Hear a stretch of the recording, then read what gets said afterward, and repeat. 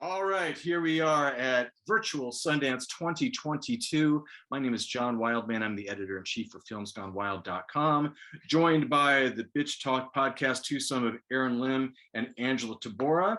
And right now we are going to have we've got just a series of fantastic documentaries. This is another great one.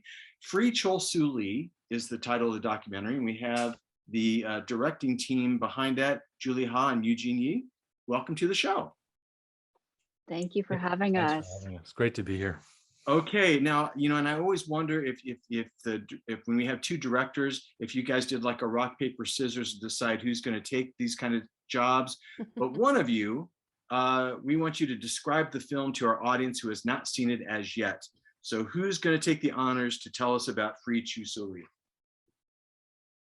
I can do that. So Free Chol Soo is a film about a Korean immigrant in 1970 San Francisco who went to prison for a murder he didn't commit. And it's about the movement that sprang up to free him.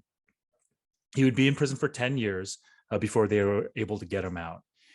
But he would struggle once he came out, not just because he'd been in prison for 10 years and because of the institutionalization of that experience, but because of the expectations of the community as well, and how much he'd become a symbol for the entire Asian American community.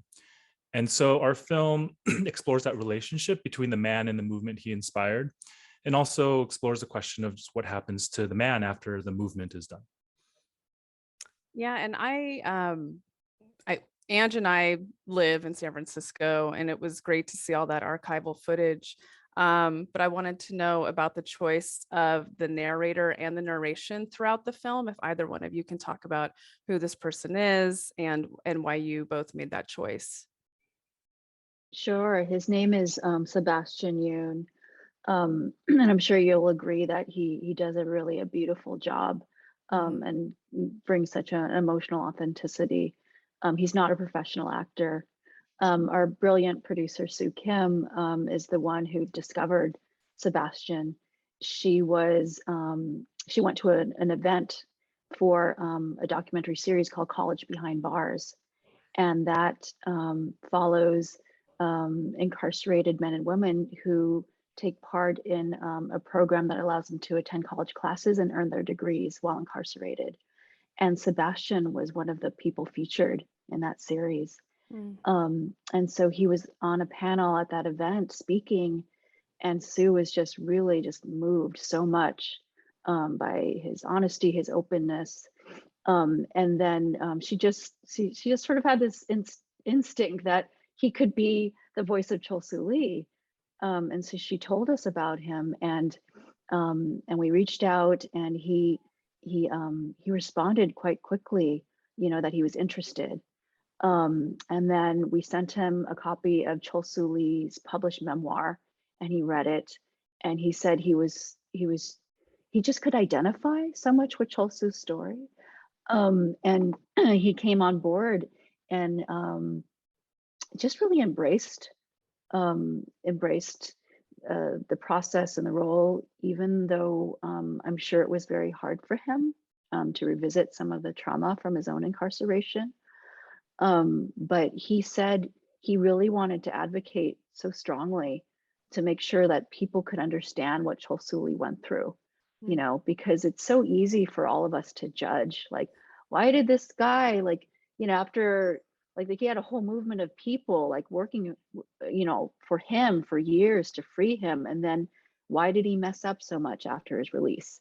And Sebastian really wanted to make sure that people could sort of just listen to him, try to understand what he went through, everything he had to overcome, and before, versus passing judgment so quickly. And so Sebastian just really helped us. He worked with us on script development, even revising our script that we had for Chol Soo to make sure we could bring out not just the physical violence of prison, but the emotional trauma, the depression, the loneliness. And so we feel so fortunate.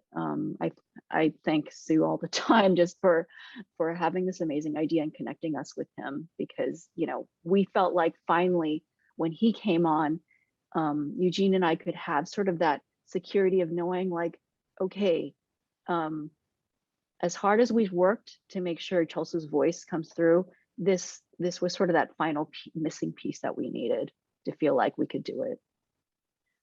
Yeah, so Sebastian had me on the verge of tears just the whole time. Just really a beautiful, powerful performance. And I think I love when Chol Soo, he's being interviewed and he says something along the lines of, you know, when I was outside of prison, I wasn't an angel, but I also wasn't the devil, as we all are, you know. So I want to know about your process in showing those two sides of him without making it feel forced.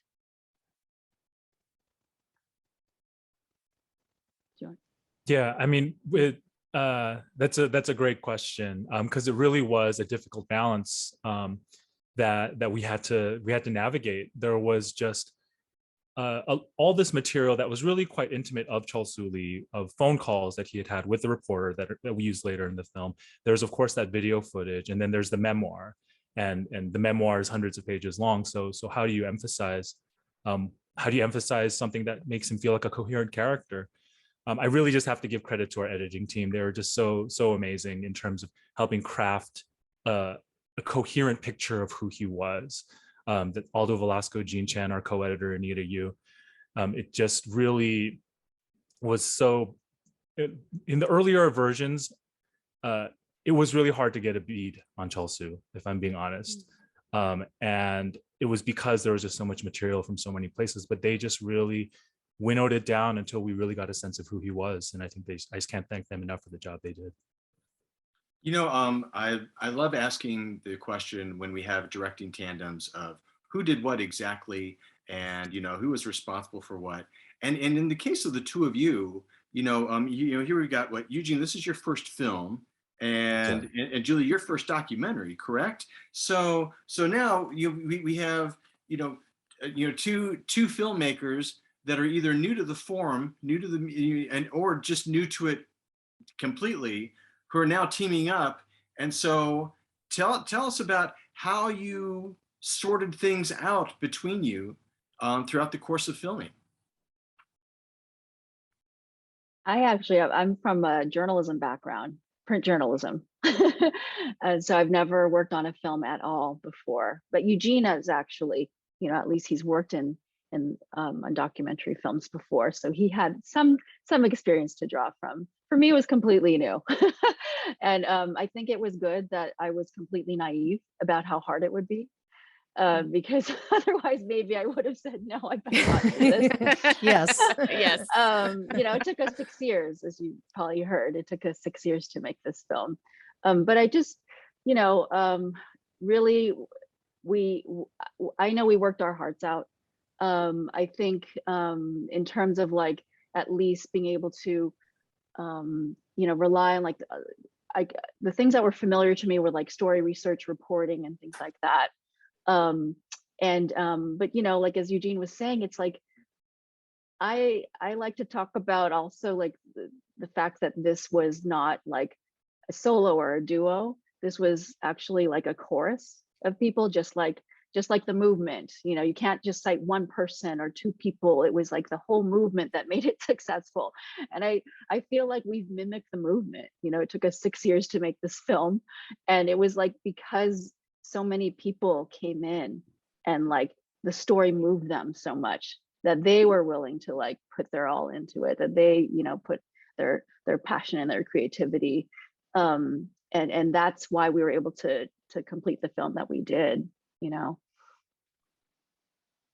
Yeah, I appreciated obviously the main story, but I thought the sub story of investigative journalism was really important to layer into this, because the times we're living in are very interesting. And now knowing, Julie, you work in news, just wanting to know, was that something that was in the story ahead of time, or was it something that kind of sprinkled itself while you were working on the doc for 6 years? Oh, what was that? The first part of your question? What was the first part of your question? Oh, just that the layering of the investigative journalism into the story, I thought was really important, especially in the Yeah. times we're living in. So just wondering, was that an idea that was at the beginning of this film, or was it something that kind of sprouted throughout while you were making it over the 6 years? Oh, we always knew that the journalist K.W. Lee, who does that investigative Mhm. journalism, would be a key character in the film. I don't know if you know, but he's actually a very influential figure for Eugene and me. He's my mentor of 30 years. He's the person who inspired me to become a journalist in the first place. I met him when I was 18 years old. Wow. He's quite the force of nature if you ever meet him in Yeah. person. He's 93 now. But he's also just he has the most impressive journalism background. You know, he's a Korean immigrant. He covered the Jim Crow South, and as he says, the Yellow Peril West. And then when you meet somebody, the first journalist that you meet in your life is like a Korean immigrant whose series of stories helped trigger a landmark Asian American movement to free a wrongfully convicted man from death row. Suddenly, like, your whole world changes. Mm. Your whole worldview. You're just transformed from that point on, and I started to. It lit a fire inside of me, Mm. and that's why I wanted to become a journalist. And also, just, you start to think about, like, what are our roles, all of our roles in creating a more just society. And so, yeah, we always knew KW Lee would just be a key figure, and it was not just like his investigation. And by the way, like, he worked for 6 months to look into this case, to see, to see if Chol Soo Lee in fact innocent of this crime. And his city editor at the time was like, didn't want him to do the story because he was the chief investigative reporter for Sacramento newspaper, and this crime happened in San Francisco. Mm. And so, he had to really, fight to do this. He had to look into it in his free time, on weekends and after work. But he did it. And I think, when you think of KW2, it's not just his journalism, but